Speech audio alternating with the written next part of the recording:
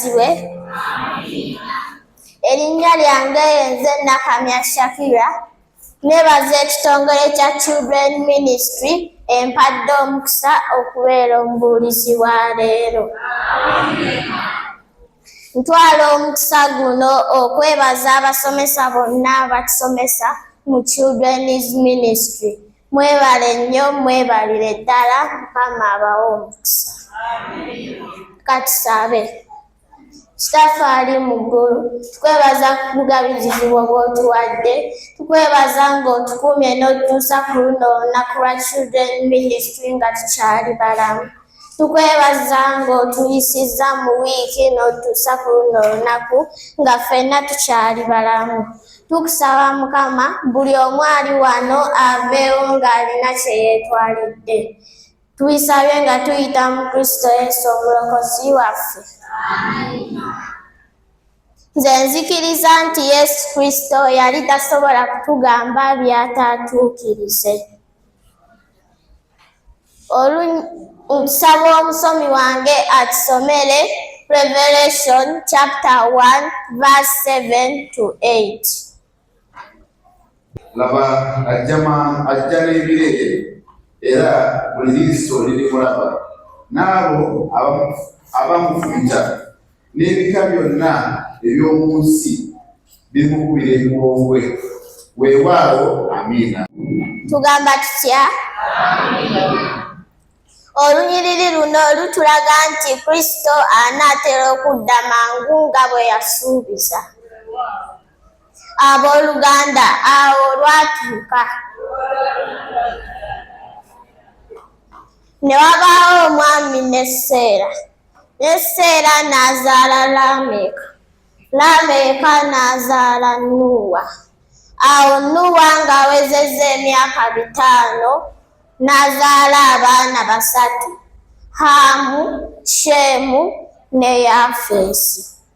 Ebiseera ebyo ensi yali ejjudde abantu abatatya Katonda era nga tebamussaamu kitiibwa.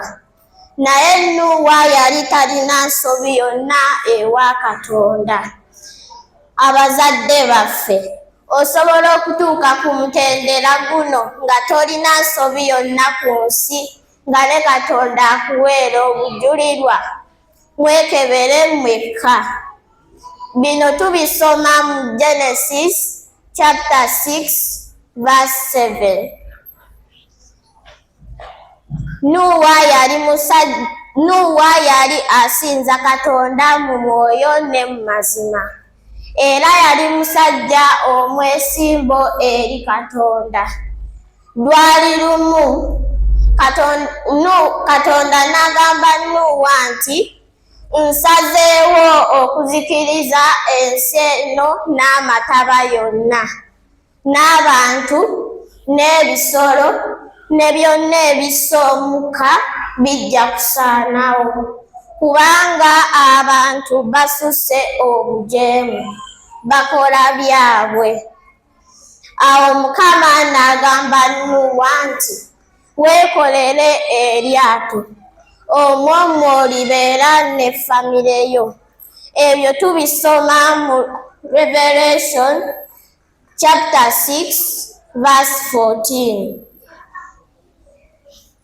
Nuuwa n'atandika okukunga abantu bayingire eryato, naye ebyembi tewali yamuwuliriza. Era abantu ne bamusekerera, n'abamu ne bamujerega obukadde.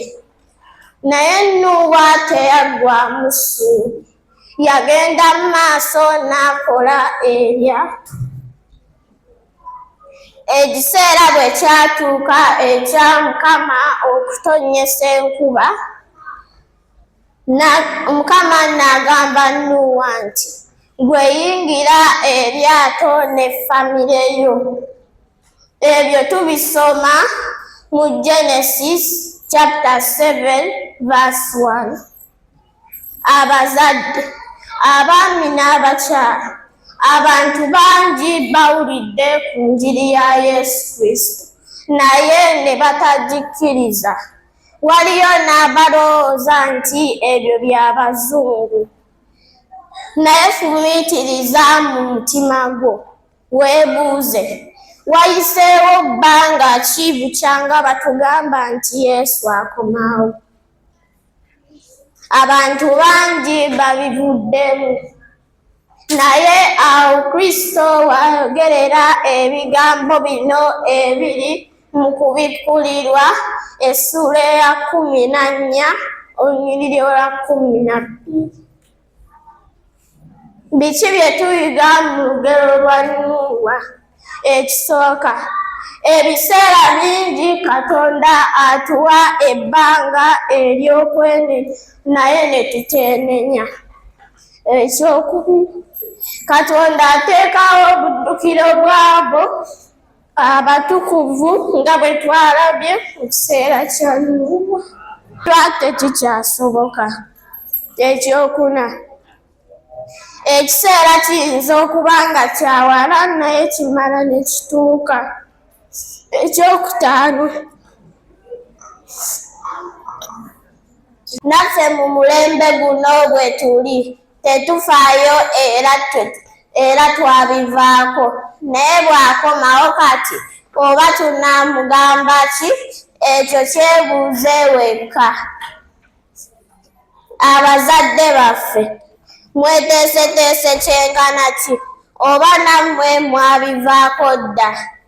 Okusaba eri abazadde, tusaba mutugambe ffe ng'abaana bammwe mutulage ekkubo ettuufu lye tunaayitamu okusikira obwakabaka obw'omu ggulu. Kwe kusaba kwaffe ng'abaana. Amiina. Mu mulembe gwa Nuuwa, era nga bwe byali mu mulembe gwa Lutti, era nga bwe byali mu lugero lw'abawala 10, naffe ab'omu mulembe guno bwe tujja okusubwa eggulu nga twesiba ku bintu ebitatugasa.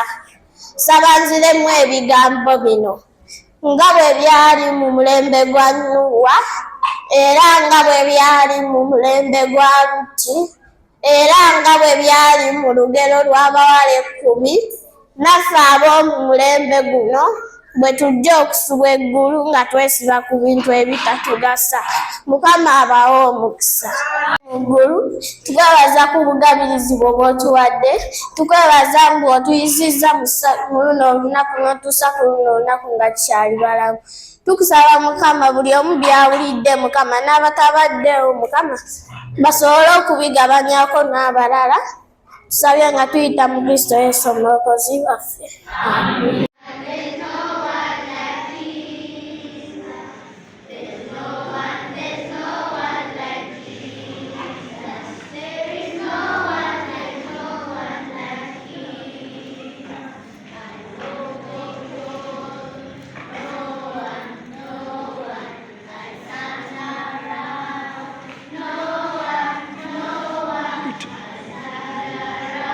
You turn around.